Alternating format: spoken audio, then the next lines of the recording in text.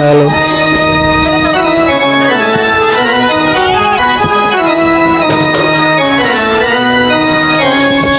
Hello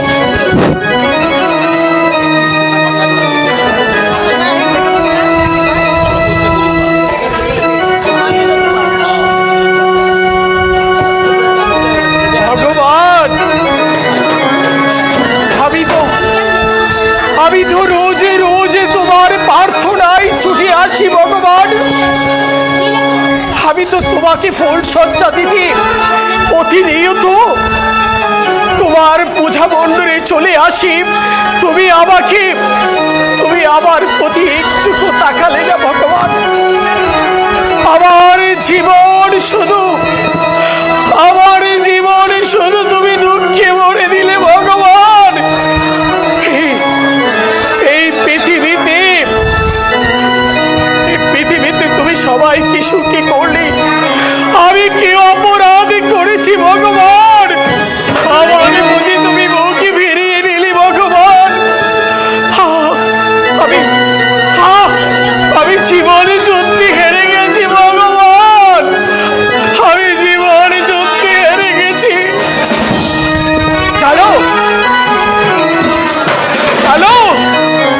জানো ভগবান, আজ 2 দিন ধরে আমার কুটিরে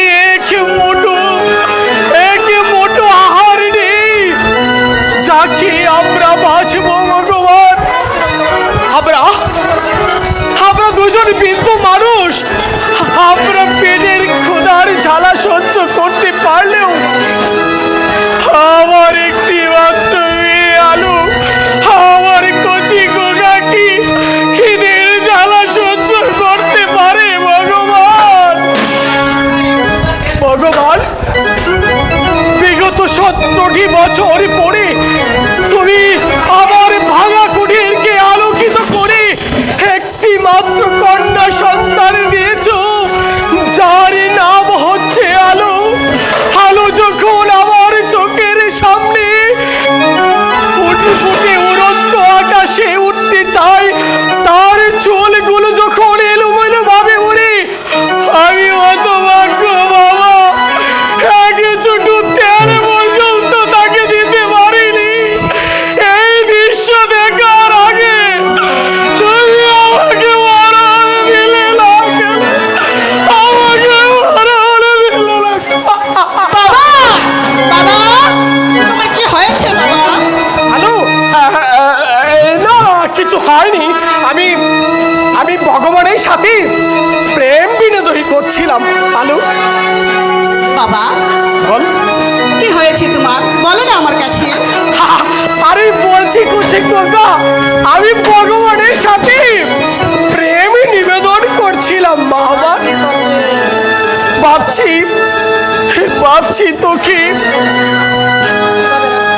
ভাবছি তোকে আমি কিভাবে রাখবো, সেই চিন্তায় আমি কাতর হয়ে যাচ্ছি। আলো বাবা, আমাকে নিয়ে তোমাকে ভাবতে হবে না।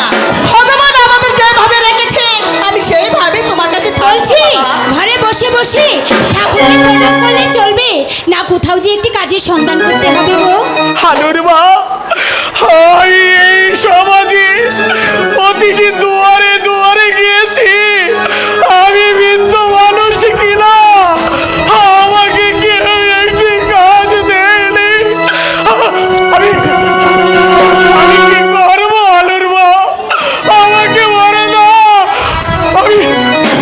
আমি বিষ খেয়ে আত্মহত্যা করবো আলুর মা। বাবা, শোনো, আমি একটি কথা বলি কি, আর কান্নাকাটি করো না। ঠাকুর আমাদের ভাগ্যে যা লিখেছে তাই তো আমাদের কপালে আছে। ঠিক আছে, এবার চলো মেয়েকে নিয়ে খেয়ে নেবে। আলুর মা,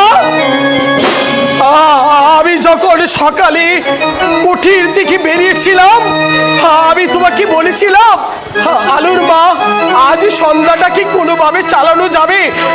তুমি বলেছিলে আলু হয়তো খেতে পারবে, আমাদের দুইজনের হবে না। তুমি কোথায় থেকে খাবার এনেছো বলো? আমার কথাটা তুমি শুনো, আমার কথাটা না শুনলে তুমি বুঝবে কি করে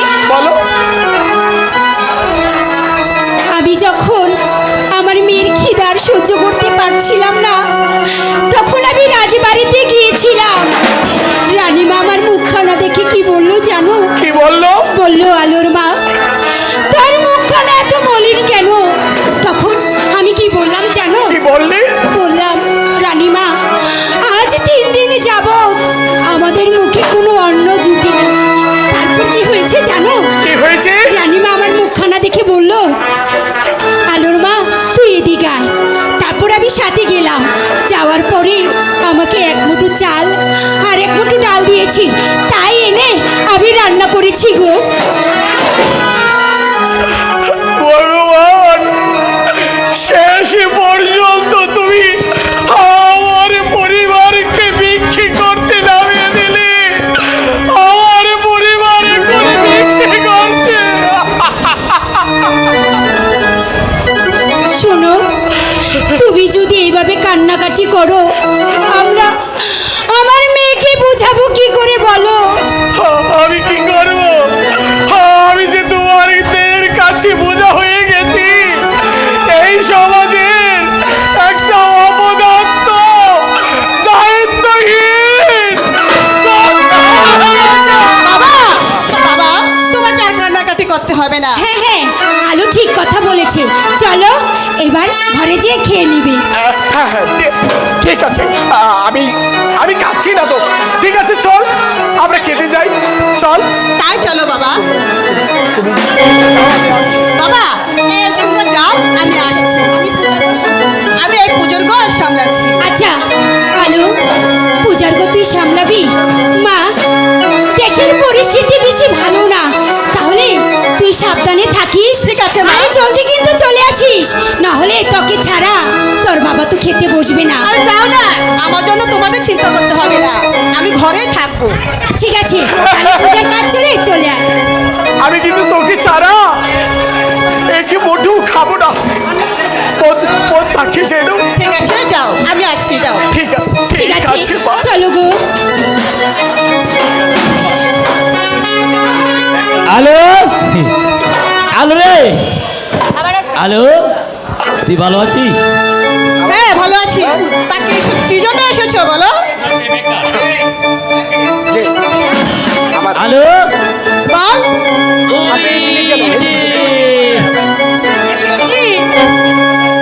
ওই তো তোলে ভাগ দেখা।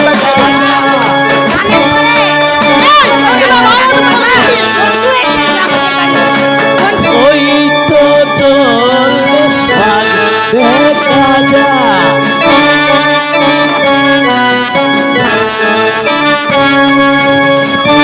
দোকানে মোটা, দোকানে লম্বা, ওই তো তোলে ভাগ দেখা যা।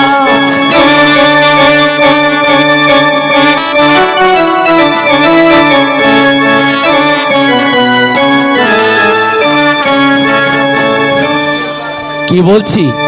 বলো। তুই কি যে বুঝতে পেরেছিস? না, আমি এখনো কিছু বুঝতে পারিনি। ঠিক আছে, বল। তাহলে আমার পাশে এসে দাঁড়া। তোর তোকে পাশে আমি যাবো বুঝিয়ে কেন? বলছি। তুই এদিকে আয়। এটা বিষয়টা কি হলে জানিস? এই, তুই এইভাবে দাঁড়িয়ে আছিস কেন? রাধা কৃষ্ণ হ্যাঁ, যখন কৃষ্ণচূড়ার ডালে বসে মিলন করে, তাই আজ কৃষ্ণ রাধা এসেছে, কৃষ্ণ নেই, তাই মধ্যে ফাঁকা, বুঝলে? আর এটা কি জানিস? এটা কি? কৃষ্ণার হাতে মোহন বাজি, আমি কি বাজিয়ে শোনাতে পারি?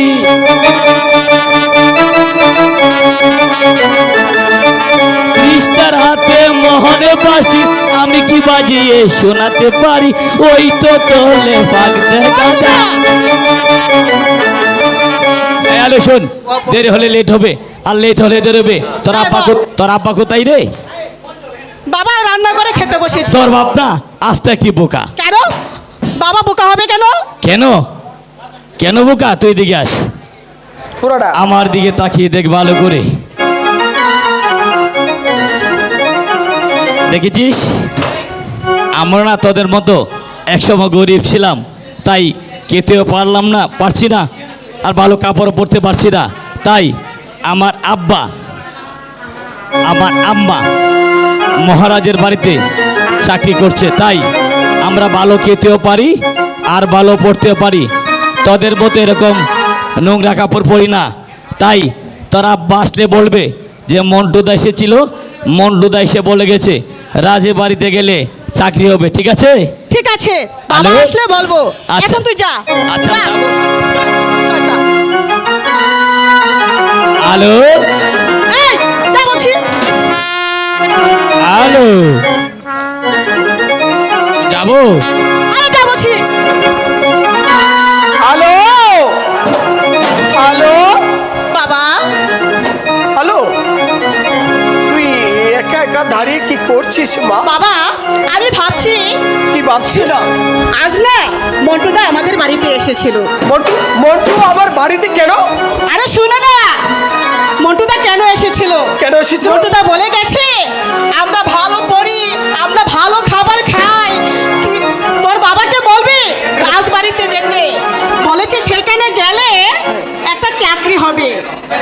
একটা চাকরি হবে? ভগবান, মনে হয় এবার আমাদের মুখ বাড়ি তাকিয়েছে। হ্যাঁ, আমি যাব আলু, আমি যাব। চাকরি হবে তো? যাও না, একবার গিয়ে দেখো কি হয়। আরে আলুর মা, আমাদের বাড়িতে মন্টু এসেছিল।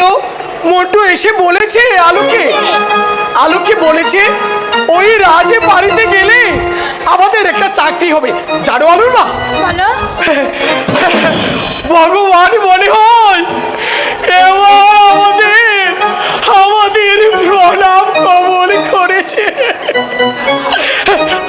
আমি অনেক খুশি, আমি অনেক খুশি। ঠিক আছে, মন্টু যখন বলেছে তাহলে তুমি রাজবাড়িতে যাও না, যে দেখো কোথাও একটি কাজের সন্ধান করতে পারো কিনা। আমি এখনই যাচ্ছি আলুর মা, আমি এখনই যাচ্ছি। আমি যাচ্ছি। হ্যাঁ, তাহলে তোমরা থাকো, আমি একটা কাজের সন্ধান করে আসবো। ভগবান, তুমি আমার পরিবারের প্রতি সহায় দেখো, আমার পরিবারের প্রতি সহায় দেখো। হ্যালো, তোর বাবা গিয়েছে রাজবাড়িতে একটি চাকরির সন্ধান করতে। এবার চল মা, আমরা ঘরে যেয়ে পূজার কাজটি শেষ করে নেই। ঠিক আছে মা, তাই চলো।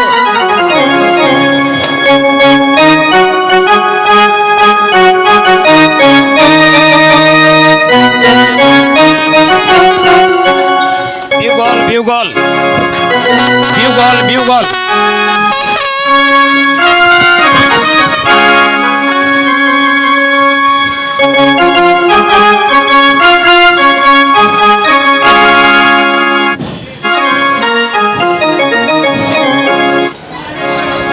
পিতা স্বর্গ, পিতা ধর্ম, পিতাই সর্বদেবতা। অঘমোর পিতা, তুমি স্বর্গ থেকে আশীর্বাদ করো, আমি যেন তোমার প্রজাদের মুখে হাসি ফোটাতে পারি, আমি যেন পারি তোমার প্রজাদের দুঃখী হতে, আমি যেন পারি তোমার প্রজাদের সুখী হতে, আমি যেন পারি তোমার প্রজাদের সদা সর্বদা হাসি ফুটিয়ে তুলতে। হরে হরে নাম। মন্ত্রী মশাই, বলুন মহারাজ। সুখে আছে কি বিজয়নগরের লক্ষ কোটি প্রজা সাধারণ?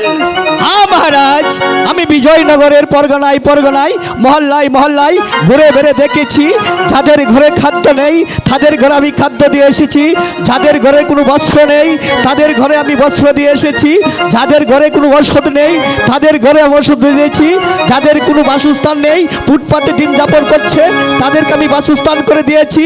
বিজয়নগরের প্রজারা সুখ শান্তিতে দিন যাপন করছে, আর খুশিতে প্রজারা শুধু আপনারই গুণ কীর্তন করছে মহারাজ। মারহাবা মারহাবা মারহাবা। আপনার মতো একজন বিচক্ষণ মন্ত্রী আমার পেছনে আছে বলেই তো আজ আমি নির্দ্বিধায় ঝামেলায় আমি নিঃসন্দেহে রাজ্য পরিচালনা করছি। রাজ্যের প্রান্ত থেকে অপর প্রান্ত পর্যন্ত, জীর্ণ কুটির থেকে রাজ দরবার পর্যন্ত আপনি যেখানে সমস্যা দেখেন সেখানে উল্কার গতিতে গিয়ে ঝাঁপিয়ে পড়ে সকল সমস্যার সমাধান দিয়ে থাকেন আপনি। আমি তো তাই তো আপনার মতো একজন মন্ত্রীকে আমার মন্ত্রী মশাই। বলুন মহারাজ।